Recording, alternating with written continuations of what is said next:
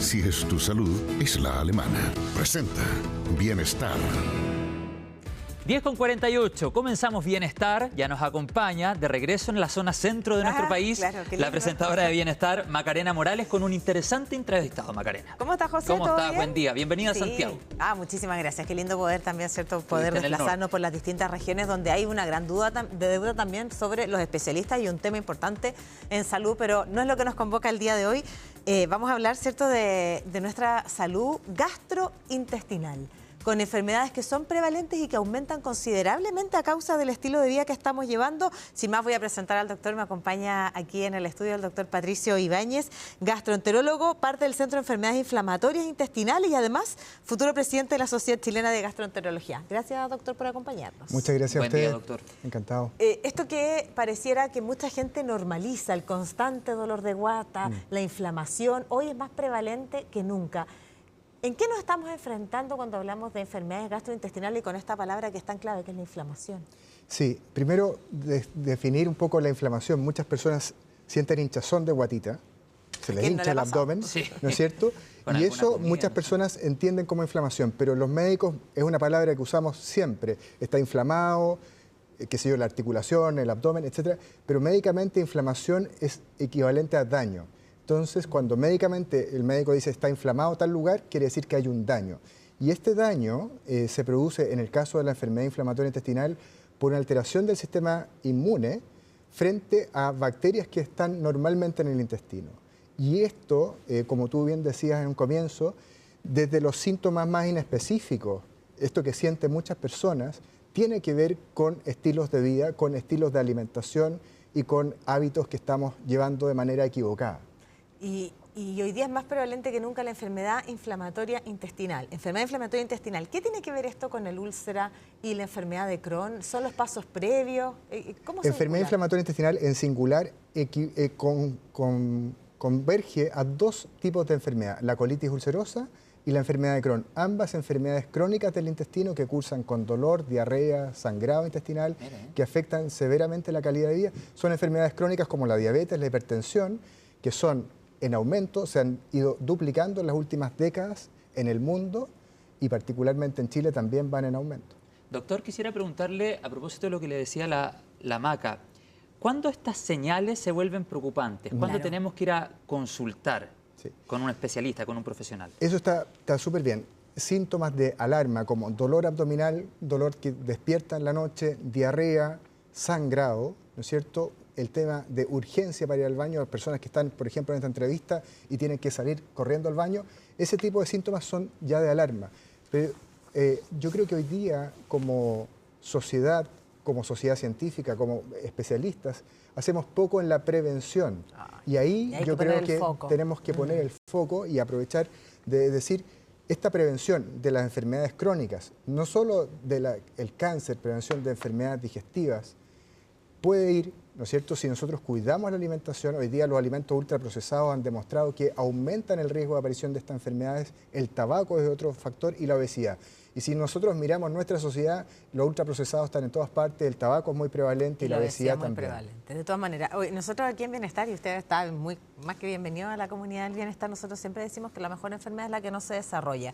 Y con eso lo que queremos decir es que existen los caminos para poder avanzar en esta medicina que es tan clave, que es la medicina de prevención. Pero el segundo mejor escenario es la pesquisa temprana, porque ahí vamos a tener un mejor pronóstico. Y por lo tanto, para prevenir, tenemos que impactar en los estilos de vida. ¿Cuánto importa la genética en esto?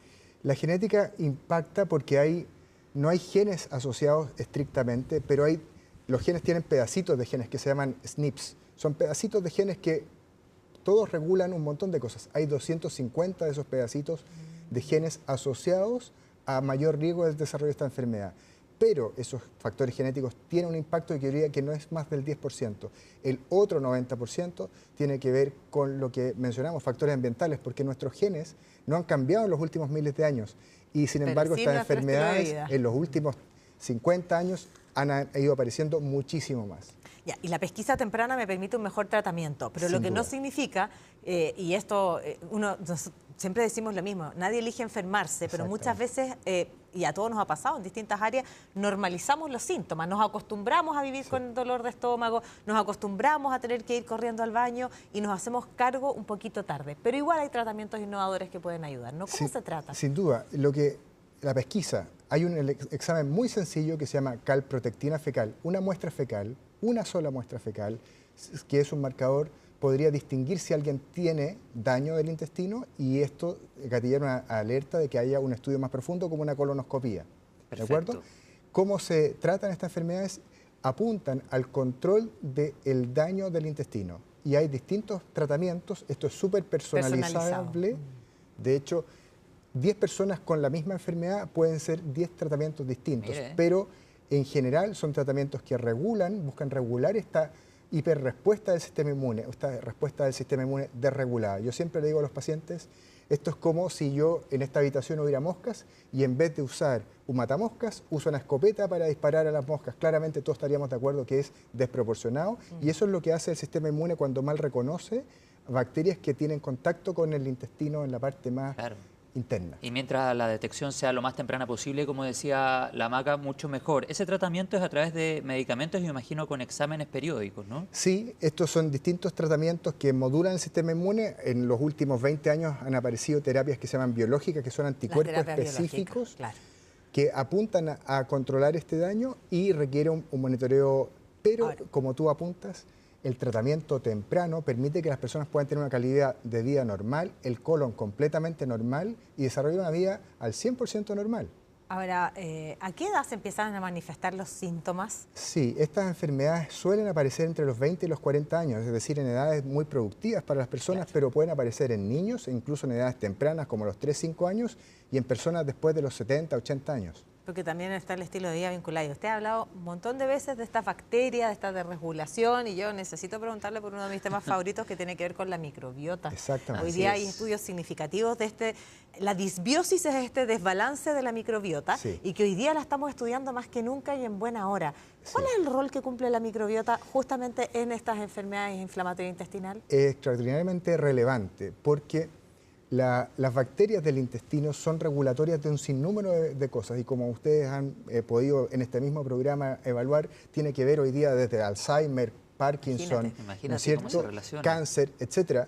Y entonces esta biodiversidad, que es esto de tener bacterias diversas, que son, por así decirlo, amigas o amigables, hace que el sistema inmune esté tranquilo.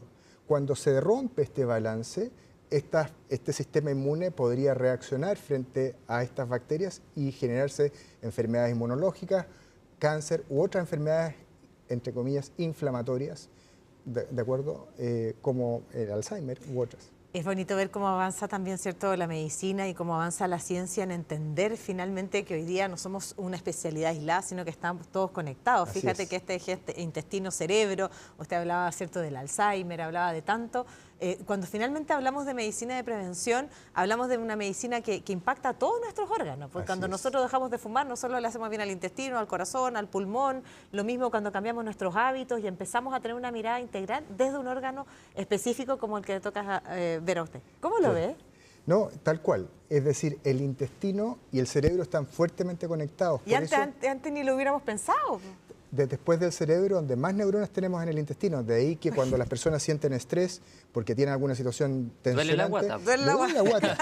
Cuando las personas se enamoran, dicen, siento mariposa en el estómago. Son las neuronas del intestino. No era el corazón. Por mucho tiempo se dijo que el corazón o el cerebro eran los centros. Bueno, yo podría decir que el intestino es el que gobierna todo. Hay estudios muy interesantes de, por ejemplo, microbiota y felicidad, donde las personas... Y eso una vez te lo escuché a ti, perdón doctor que lo interrumpa. Tú estabas hablando de la microbiota y decías precisamente que regulaba todo hacia arriba. Así es, está todo relacionado. Por eso que, por ejemplo, hay personas que dicen, doctor, deme una pastilla, deme un probiótico que me ayude. Y esas personas comen ultraprocesados 5 de los 7 días de la semana, fuman, ¿de acuerdo? Y no hacen ejercicio. Si nosotros nos concentráramos como sociedad en impulsar que las personas evitaran fumar desde edades tempranas, porque hoy día los niños fuman desde los 14, 15 años, y debo decir que el vapor o todas las otras formas de tabaco son igualmente nocivas, si cuidáramos de la actividad física y si previniéramos la obesidad, estaríamos previniendo no solo la enfermedad inflamatoria intestinal, que cada vez va en aumento, sino una multiplicidad de otras condiciones de salud. Doctor, mensajes como este que nos ayuden a revertir esas cifras. Sabemos que las enfermedades no transmisibles, hoy hemos conocido esta, van en aumento, mucho de eso impulsado por el estilo de vida, el sobrepeso, la obesidad. Fíjate que sobrepeso y obesidad, las cifras juntas llega en persona adulta casi al 70% en nuestro país, por lo tanto empujar ese mensaje. La batalla es difícil, pero ahí vamos a estar empujando esta conversación. Gracias, y ha sido un gusto conocerlo. Muchas gracias un gusto, a usted. doctor, muy interesante. Muchas gracias. Gracias a usted. Gracias, Maca. Nos vemos en la próxima. Hasta la Que próxima. estén muy bien. Muchas gracias. Clínica Alemana. Si es tu salud, es la alemana. Presentó Bienestar.